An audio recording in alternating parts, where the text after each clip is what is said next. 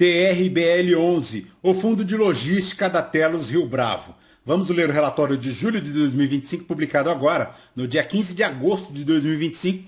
Ao que parece, enfim, o inquilino deixou o imóvel e a gestão começa a assimilar o golpe. Veremos então qual é a atual situação do fundo. Este será o tema do nosso vídeo de hoje. Ele deu uma repaginada aqui no relatório gerencial, já começa por aí, né? Já está, como se dizem aí no linguajar popular, já está metendo o shape, dando aquela repaginada. Já começa aqui com o novo relatório gerencial, um patrimônio líquido do fundo de 671 milhões. Ele que iniciou as atividades lá em 2012. O fundo conta com seu portfólio 5 imóveis, uma BL total de 255 mil metros quadrados, 11 inquilinos, uma vacância física questionável, viu? De 2,5%, um prazo médio dos contratos de 2,2 anos, um patrimônio líquido hoje na casa de 691 milhões, um volume médio na B3 de 627 mil reais, e na data que eu gravo com vocês, ele cota na B3 a R$ 57,02,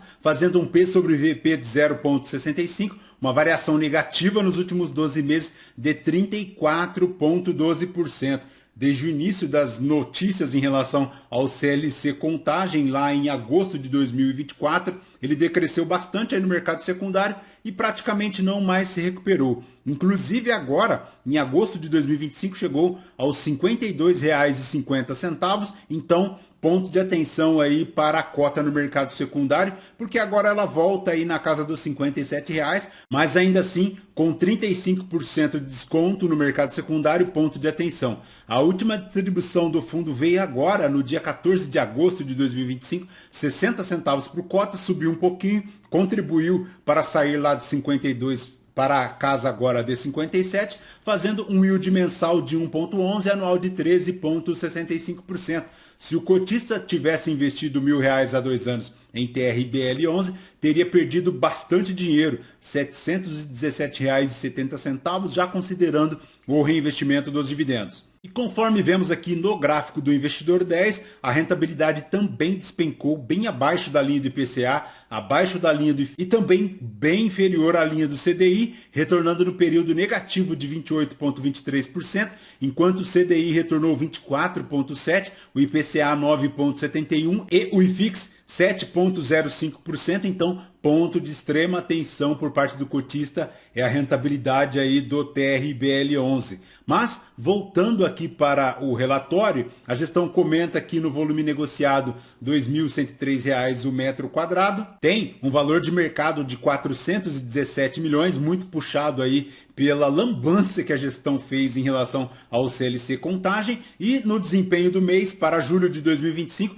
ele apurou uma receita total de 23 milhões, R$ 3,08 por cota, salvando o fundo da derrocada, sendo R$ 3.120.000, 40 centavos por cota, referente às receitas operacionais. Então, um ponto de atenção, porque ele distribuiu 60 centavos por cota, mas ele fez só 40 de receitas operacionais. Ponto importante.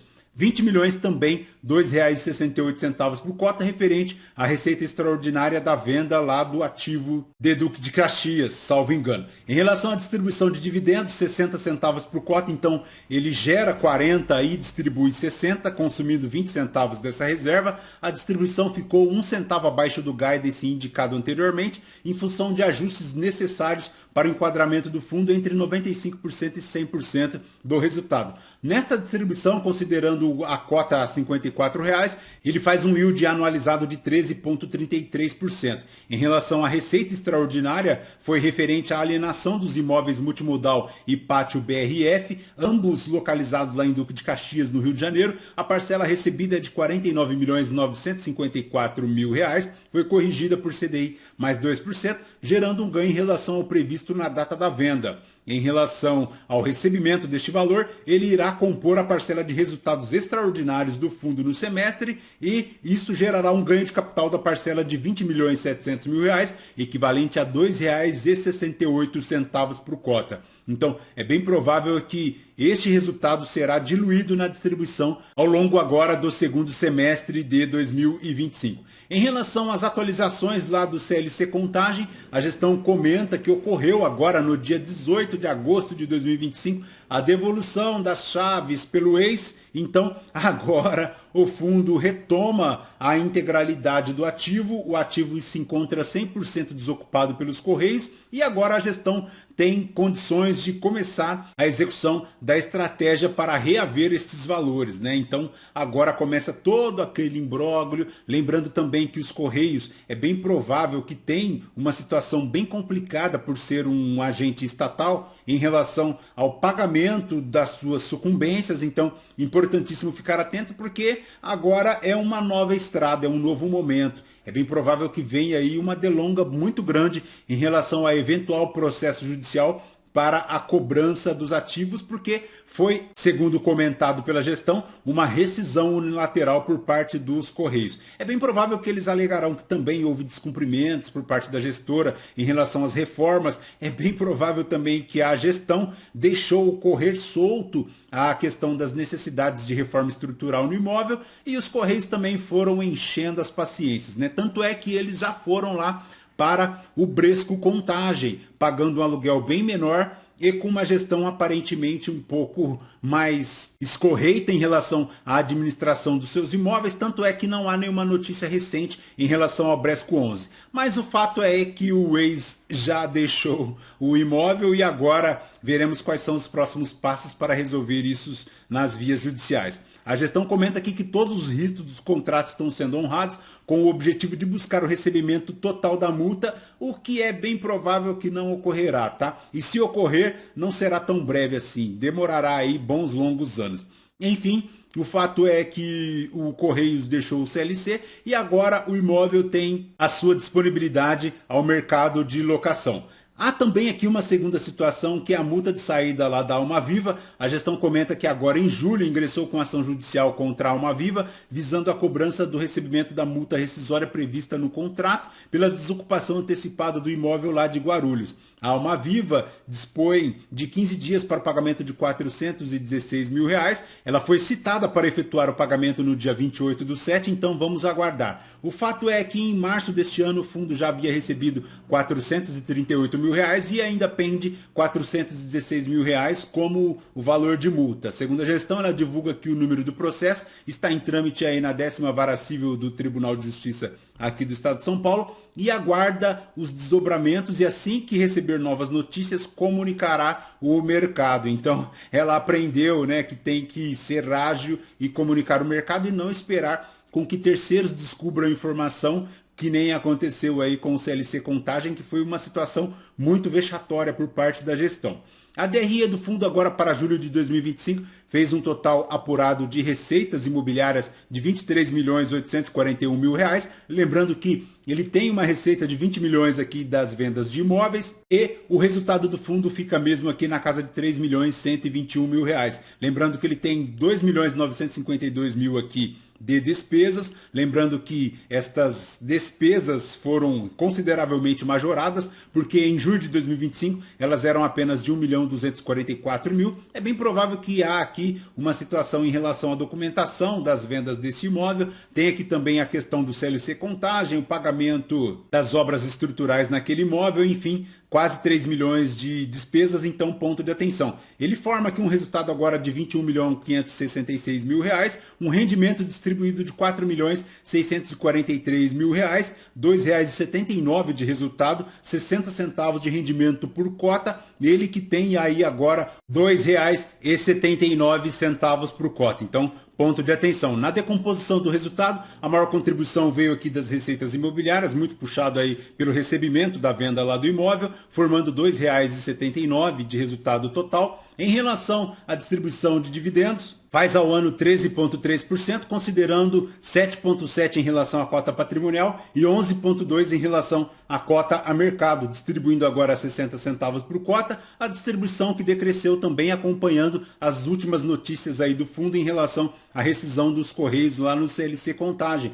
A distribuição até setembro de 2024 vinha aí na casa dos 85 centavos por cota, decresceu aos 62 até fevereiro de 2025, decresceu novamente aos 58, chegou ao fundo do poço aqui a 56 centavos por cota em julho de 2025 e agora sobe um pouquinho aí para a casa de 60 centavos por cota. Lembrando que Toda essa movimentação também afetou a rentabilidade aqui do fundo, que decresceu bastante, inclusive abaixo da linha do IFIX e também abaixo da linha do CDI, conforme vemos aqui no gráfico do relatório. E o volume de negociação também decrescendo bastante, chegando em julho de 2025 na casa de 627 mil reais. Em relação à composição do patrimônio líquido do fundo, 492 milhões em imóveis, lembrando que ele tem um ativo total de 873 milhões, isso porque ele conta aqui com 13 milhões em renda fixa, 5 milhões 860 em aluguéis a receber, 361 milhões aqui em outros, além de aquisições a pagar de 133 milhões em relação ao próprio CLC Contagem em Minas Gerais e também formando 68 milhões aqui de obrigações em outros, finalizando um patrimônio líquido na casa de 671 milhões de reais. Lembrando que cerca de 60 milhões correspondem ao ganho de capital da venda do ativo de Duque de Caxias, então ponto positivo porque ele ainda tem para receber alguns valores. Agora, entre janeiro e julho de 2026. O passivo total do fundo chega aqui na casa de 201 milhões, lembrando que a maior contribuição deste passivo vem aqui do pagamento do CLC Contagem, 133 milhões. São 5 imóveis, 3 em São Paulo, 1 em Minas Gerais e 1 na Bahia. Lembrando que em relação à ocupação física aqui do CLC Contagem já está zerada. A gestão tem que correr contra o tempo para conseguir uma nova locação, um novo inquilino para este ativo. Lembrando que, ao que parece, ele é monoinquilino, não é possível dividi-los em diversos inquilinos dentro do mesmo imóvel, então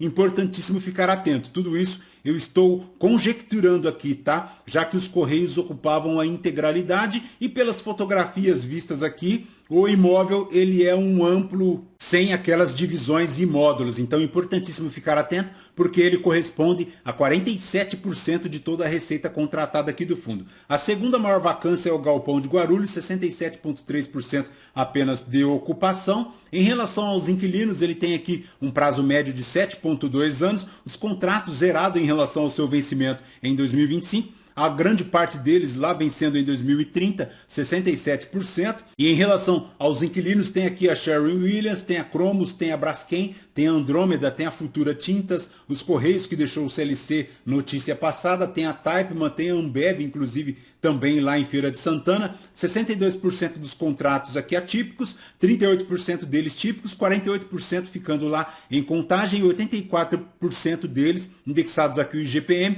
16% ao IPCA. Lembrando que os Correios correspondiam a 48% de todas as receitas aqui do fundo, então ponto de atenção porque a gestão precisa correr imediatamente com aquele imóvel. Em relação ao setor de atuação, 48% ficam aqui para o e-commerce, mas ele tem aqui também petroquímica, tem produção de tintas, tem alimentos e bebidas e transportadora. Em relação à vacância aqui do fundo, lembrando que hoje a gestão aponta que ela se encontra aqui em apenas 2,5%, mas o fato é que a vacância física vai subir para a casa de 50%, é inevitável isso, porque os Correios já deixaram lá o CLC Contagem em Minas Gerais e ele representa aproximadamente 48% de toda a receita aqui do fundo. Então, importantíssimo ficar atento a esta situação. Já em relação ao cronograma de amortização aqui das obrigações do fundo, ele conta agora com 2025 na ordem de 4,4 milhões para amortizar, subindo até 2033 aos 17 milhões e 600 mil reais.